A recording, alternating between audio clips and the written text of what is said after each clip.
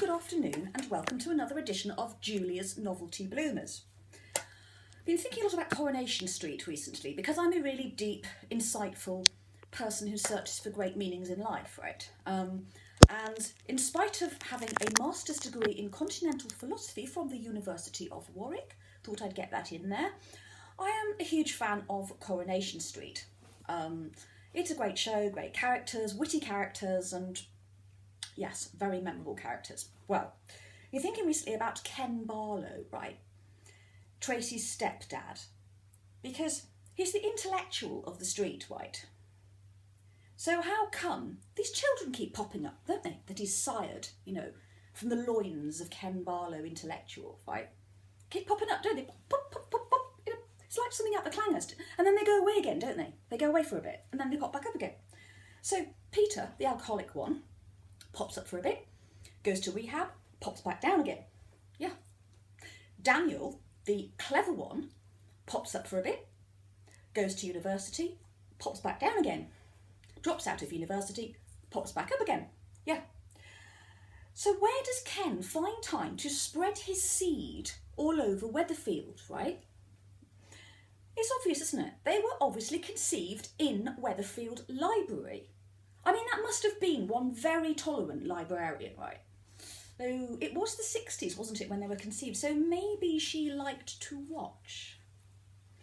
So, however, they weren't just conceived in the library, right? They were conceived in different sections of the library according to their personalities. So, Tracy Barlow, well, she's not his, she's his stepchild. But if she were his, crime section, definitely, because she murdered her husband, right?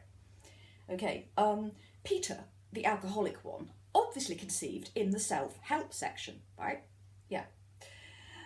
Oh, life's bitter ironies, yeah. Now, Daniel, he's the clever one, so obviously he was conceived in the classic literature section, wasn't he? So you can imagine Ken Barlow banging Denise up against the Dostoevsky. By the time they'd finished, Denise had War and Peace imprinted upon her spine in gold lettering. Yeah. And so the other thing I thought was, I think Ken Barlow, he's the kind of organised, he's a little bit OCD, isn't he? It's very organised and tidy in his life. I think he probably categorises his children according to the Dewey classification system, So each of his children have got 3 letters and a code laminated onto their spines. So no need for Ken Barlow to deny paternity then. He just returns them. Yeah. And then I got to thinking about another mythic Coronation Street phenomenon, I suppose you'd call it. The Red Wreck, right? The Red Wreck. Everyone assumes it's spelled R-E-C, don't they? As in recreation ground, right? But I think it's really spelled W-R-E-C-K, okay? And I think it's actually the remains of Elsie Tanner. Only Weatherfield Council have cordoned it off. And all there is a Carmen roller, a hairnet, and some strands of that famous red hair. Yeah. And that's where the kids go to play, on the remains of Elsie Tanner. Thank you for listening to another edition of Julia's Novelty Bloomers. I'll catch you later.